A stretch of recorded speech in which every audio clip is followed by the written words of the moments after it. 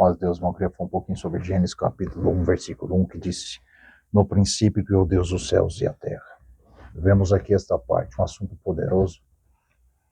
Aqui fala de quem criou todas as coisas, Deus. Sabemos que a ciência inventou que houve um Big Bang, uma grande explosão, e dessa explosão criou-se todas as coisas que existem. Mas nós que somos cristãos, que cremos pela fé, vivemos pela fé, sabemos quem criou todas essas coisas foi Deus. E esse é o primeiro evangelho que Deus criou, irmão. O evangelho visível, o evangelho que vê, o evangelho que apalpa. O evangelho que testifica este Deus. E este evangelho já é poderoso para nos condenar. Como a palavra diz, porque as suas coisas invisíveis desde a criação do mundo, tanto o seu eterno poder como a sua divindade, se entende claramente, se vê pelas coisas que estão criadas, para que eles fiquem inexcusáveis. Então, esse Deus que está escondido atrás do pano, atrás do fundo da criação, esse Deus que não se revelou, mas que mostrou todo um cenário para nós, esse Deus claramente se entende, se compreende pelas coisas que estão criadas. Ainda que ele é invisível, ainda que não vimos, ainda que não apalpamos, mas sentimos na nossa alma. É como o Senhor me deu a graça de pregar um dia que eu estava na oração.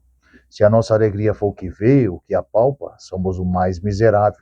Mas se a alegria for aquilo que não vimos, nem apalpamos, mas sentimos na nossa alma, somos os bem-aventurados, irmão. Então nós cremos naquilo que nós não vemos esse Deus. Mas nós cremos pelo aquilo que já criou, e nós cremos pela fé, pelo Cristo que ele mandou. Nós não vimos o Cristo, mas ele deixou essa palavra, e nós cremos que essa palavra ela é verdadeira. A Bíblia foi formada, irmão, não tem um povo aí que faz a previsão do tempo, vai chover, vai fazer sol, vai fazer frio. As escrituras, irmão, é a previsão de Deus. Tudo foi previsto pelas escrituras, a salvação dos gentios, o sofrimento de Cristo e o fim de todas as coisas, irmão. Tudo está aqui. E tudo está cumprindo da maneira que está escrito. Precisamos entender essas coisas, irmão.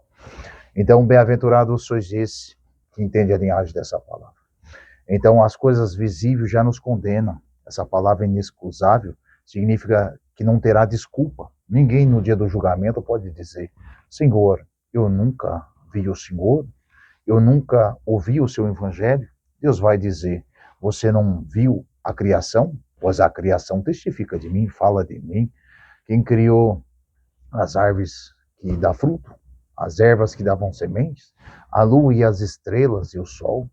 Quem criou os animais, os peixes da água, a baleia, as aves que voam sobre o céu? Quem criou o réptil, o gado, as bestas feras? Quem criou o homem? Quem criou a mulher? Quem é que deu fôlego de vida ou existência a essas coisas? Não foi Deus? Então, irmão, saiba de uma coisa. Aquilo que você viu, aquilo que você apalpou, isso já vai condenar você. Você ficará... não terá desculpa diante de Deus, dizer que não conheceu, essa palavra não vai existir, irmão. Porque a criação de Deus testifica de um Deus todo-poderoso. Ainda que alguém diz, não, a criação não nos revela a Deus. Não, a criação revela a Deus. E ela já vai nos condenar. Então esse é o primeiro evangelho. E o evangelho visível ficou para a ciência combater. Porque a ciência quer provas, quer apalpar alguma coisa, porque eles não creem em coisas que eles não veem.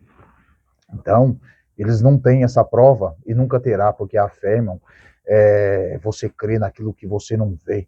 Irmão. Você viu Deus, você viu o céu, você não viu, mas cremos pela fé.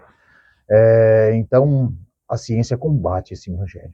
Já o evangelho é o invisível que o Cristo trouxe para nós, que nós vemos só por meio da fé, este ficou para os ateus combater. E eles estão combatendo muito bem. E vai vencer a igreja. Porque a igreja nunca teve interesse em buscar conhecimento e sabedoria. Nunca, jamais. Principalmente essa geração agora, essa última que está aqui. Eles não têm intento, irmão. Eles são cegos guiando outro cego. O que vai cumprir na vida deles é que eles estão dormentes. Vai cumprir o que o Senhor falou, que na vida de Noé, o povo comia, bebia, casava e se dava em casamento.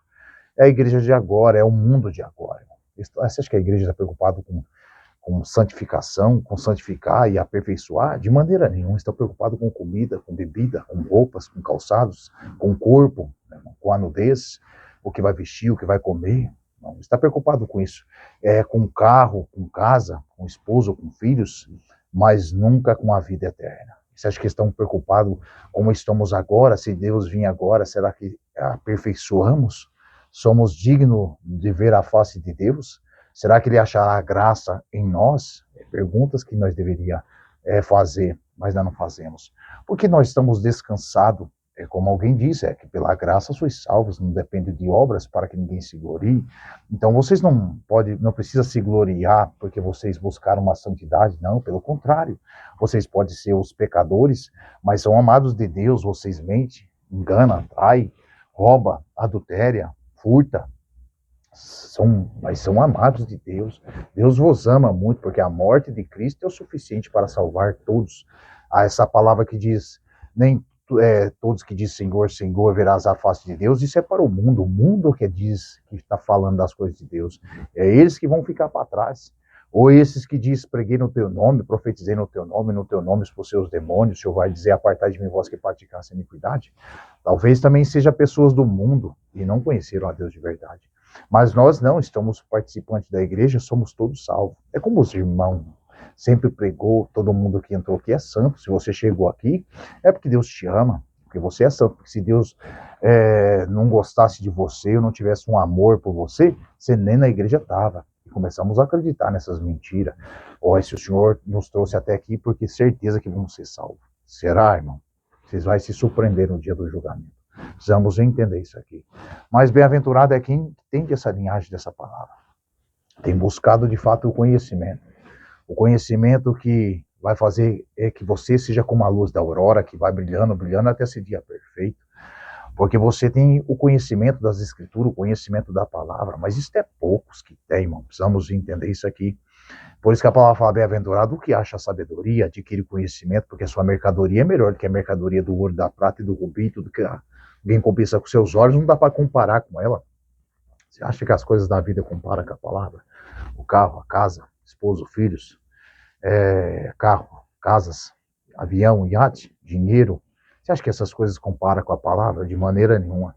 Pois que ele falou, não junteis tesouro na terra, onde traça, ferrugem, ladrão mina e rouba, mas junteis tesouro no céu, onde não tem traça, nem ferrugem, nem um ladrão mina e rouba. Mas a igreja de agora está querendo juntar traça, quer juntar ferrugem.